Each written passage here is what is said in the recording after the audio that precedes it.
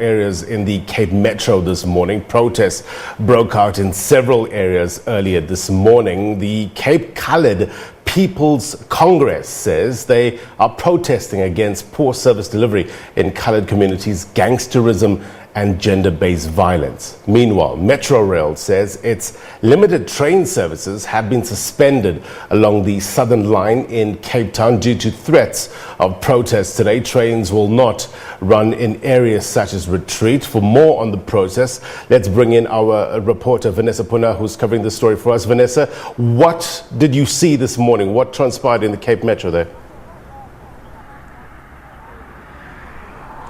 Blaine, yes, good morning to you. At the moment, we are in Heideveld on the Cape Flats, and behind me you'll see quite a rather small group of people had gathered here since earlier this morning. Just one police unit on the scene at the moment, and of course a placard demonstration saying enough, saying that they want their dignity back. Now, what we've seen this morning, Blaine, was indeed sporadic incidences of protests. We started off at Mitchell's Plain this morning, went rather peacefully. Quite a number of police, rather law enforcement officers on that scene. When we spoke to leaders there from this movement, they were saying that the protest today, the planned shutdown today, is to highlight the plight of what they call the coloured communities on the Cape Flats. Now, a slew of issues which they've highlighted, including unemployment. Behind me on one of these signboards, also you'll see them talking about to the housing issue, talking about the mayor and the housing mayoral committee member. So housing as well as unemployment, two of the big issues affecting these so-called coloured communities. You will know that even as I stand at the moment, you'll see these are fairly new homes that have been built here, but many homes in areas such as Heideveld, Mannenberg, as well as Eersterivier, Mitchell's Plain. A large number of those homes actually accommodate people living in backyard dwellings. So housing definitely one of the biggest issues that have been highlighted today. A short while ago, just driving from the Mitchell's Plain area and the East River area, we came via the R300, and the R300 highway was closed temporarily for about for a short while. There we saw quite a large contingent of Metro as well as traffic officials because there had been burning tyres placed on the roadway.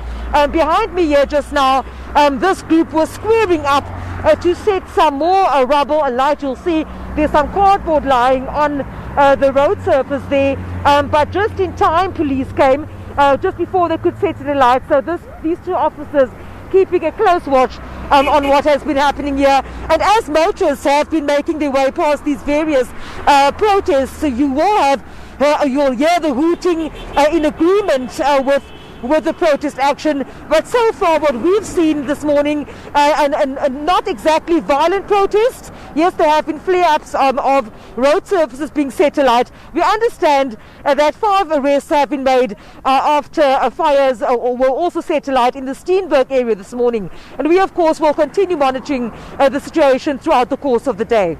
You know, I was just listening to a video that was doing its rounds on social media prior to this protests, and I'm not sure if we have verified that video, but some of the demands or the issues in this video was that a lack of opportunity for coloured people, teacher victimization, RDP houses, gangsterism and drugs.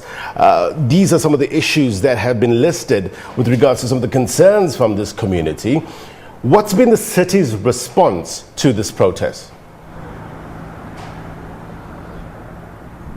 Look, I do know that the issues that have been highlighted in that video, and you're referring to the one that was happening over the past week in Fadil Adams, for example, speaks on behalf of this Congress, but also speaking on a group called, what they call themselves, the Gatful Capetonians.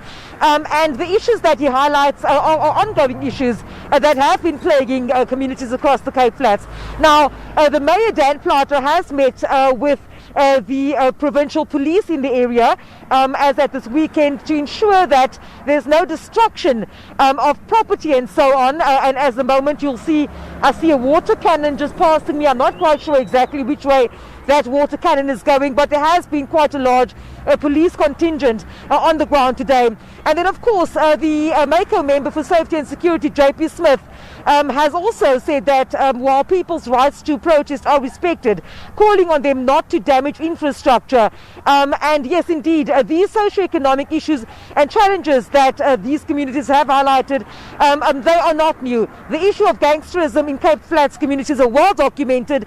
The issue of unemployment, well documented. The issue of housing, over the past week or so, or 2 weeks, Cape Town has seen its fair share of illegal land occupations.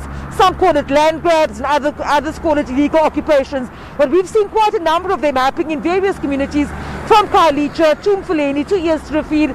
We've seen some violent protests breaking out in the Kraaifontein area as well. And so when one looks at the picture, one tends to think that there are various communities across the Cape Flats, in informal settlements and so on, where the issue of housing in specific is a common thread of the demands made in a city that has a backlog in housing of, well, a few 100,000. Not sure exactly when this backlog will be totally addressed, but when we spoke to the MACO member for Human Settlements, Malusi Boy, last week, he was saying that these illegal land occupations are indeed threatening 1.3 billion rand development project of the city of Cape Town to indeed secure housing for those that have been waiting on housing waiting lists for 20 or 30 years. Right, Vanessa Poonah, live for us there in the Western Cape. Thank you very much indeed for your reporting. Well,